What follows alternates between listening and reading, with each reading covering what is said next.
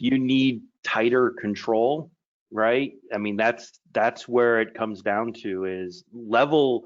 If it has to directly manipulate a valve, all of the dynamics for the valve have to be dealt with the level controller, and it's not very good at dealing with hysteresis, backlash, stiction, changes in pressure fluctuations, right? So some of the examples that we went through, the big disturbances, if the valve position is in a perfect relationship with flow, where hey, 40% valve position is always 50 liters per minute and 50% is always 60 liters per minute. If that relationship is not true, Cascade will always improve the performance, right? You're going to get better because you're going to linearize the dynamic from the level controller.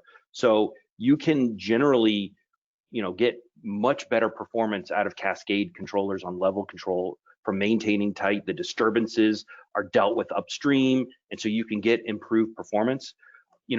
What the impact is on the process depends on the process, right? We did a Cascade control on filler systems on a packaging line, and it was I think it was like a 4% improvement on rejects, right?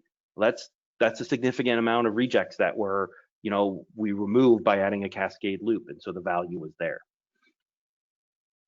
Yeah, I think that's good. And I think the initial question is the word adding a flow meter. I think I'm not sure if that was the premise of it, right? So I would say if you have it already, just go with the Cascade. I think you will have improvement. If it's already in there, there's no cost, right? It's just tuning properly.